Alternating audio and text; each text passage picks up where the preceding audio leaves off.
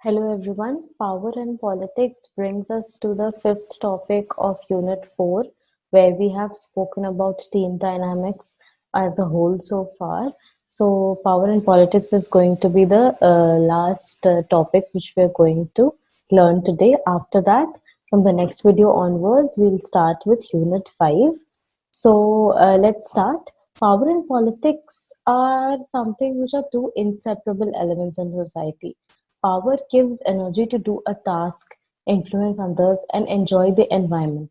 And it is really very important to know that the magic of power and what power can really do in an organization. So, the lack of this really helps to manage power and politics in an organization. So, the lack of this knowledge is in an individual will lead to his failure in an organizational setup. Okay. So, this unit deals with the basis of power and power tactics. So, power is based on the dependency of one individual or another, and one should understand his power to use it for the benefit of the organization. And power is the extent to which an individual A influences the individual B for his personal or organizational benefit. And this is purely based on the dependency of the individual.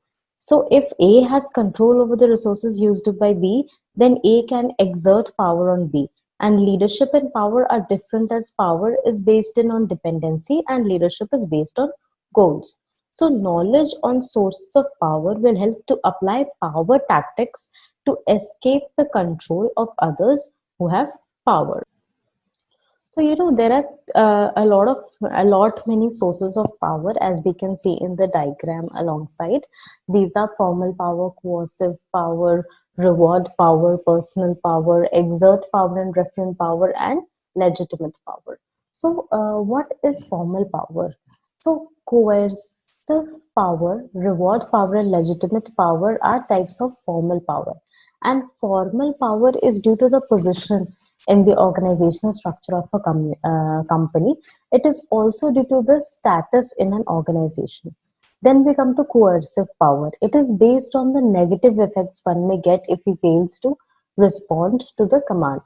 A fear may, as he may be dismissed or suspended if the assignment is not done and if it's not completed. It can also be a fear of threat. For example, if I hold an important secret or information about someone else, then that person may fear and satisfy their needs of mine because I have an important information, and if I leak it, he might be in for a very big loss. So this happens a lot in the rural areas.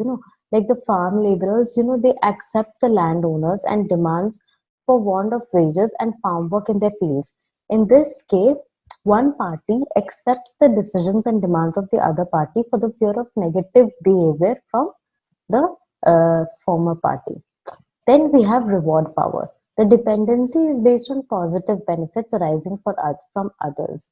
For example, a subordinate may accept his boss demands for getting special rewards and incentives, and it is opposite to coercive power. Then we have legitimate power.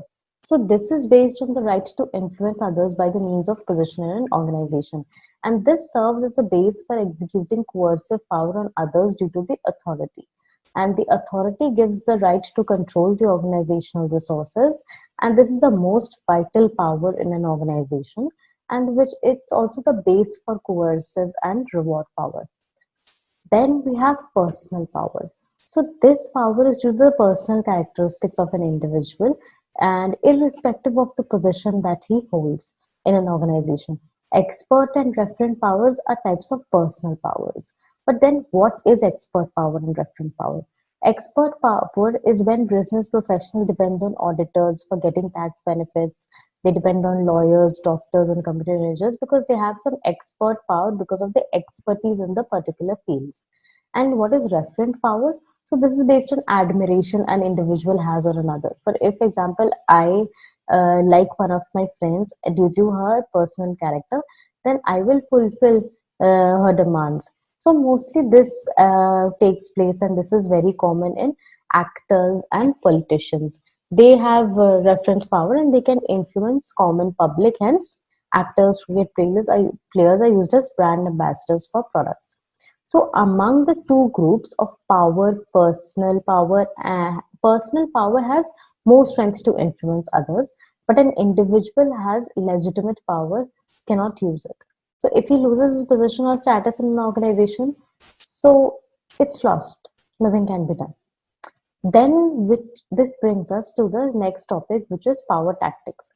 So, an individual should know the means to how to use his power base for the specific results. And some of them are legitimacy, rational persuasion, inspirational appeals, consultation, exchange, personal appeals, ingratiation, pressure, and coalitions.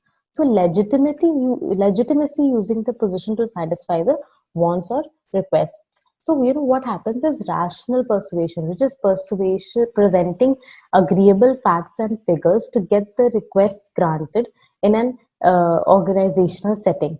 Then we have inspirational appeals, which create an emotional affiliation by explaining the values, aspirations, and accepting the requests for accepting the requests. Then we have consultation. So including the individual by making him a partner in the plan for accepting the requests. Then we have exchange, where we give something back for accepting the requests. Then we have personal appeals, where we make demands based on our friendship, our relationship with someone, are like personal relationships. Then we have ingratiation, as I said, that means that the other person creates a very friendly atmosphere for getting the work done. Like if I have to get a work done by you, I'll create a very friendly atmosphere, I'll make you feel comfortable, and then I'll break it out to you eventually, so that you feel relaxed and you cannot even say no. And last is pressure, which uses repeated threats and requests for accepting the demand. So the use of power tactics helps in satisfying the wants and accepting the demands. So using personal tactics like inspirational appeals, personal appeals, or may yield fruitful results. But rational persuasion helps in an organizational setting for getting the resources to accomplish a task. Then this brings us to another topic of politics in an organization. So, organizations consist of different now kind of people, okay? So they differ in their personal characters, values, ethics, attitudes, perception. Hence, playing politics in an organization really becomes a necessary evil for surviving in an organization. And it is not essential with respect to a position in an organization, but its behavior may influence the merits or demerits of an organization. So individual factors like personality, organizational factors like promotion opportunities, rewards, etc., are responsible for playing politics in an organization. So organizational politics may even result in job dissatisfaction, stress, low performance, attrition, and these are defensive mechanisms expressed by the employees to overcome the politics in an organization. So if we see, then this brings us to the end of topic 5 of unit 4, which then brings us to the end of the unit. So I'll quickly summarize what we have learned in power and politics as a topic. That power is the extent to which an individual influences the behavior of another individual for his personal or organizational benefits. Formal and personal power are types of power. Formal power is due to the position of in the organizational structure of a company, and personal power is due to the personal characteristics of an individual, irrespective of the position in an organization.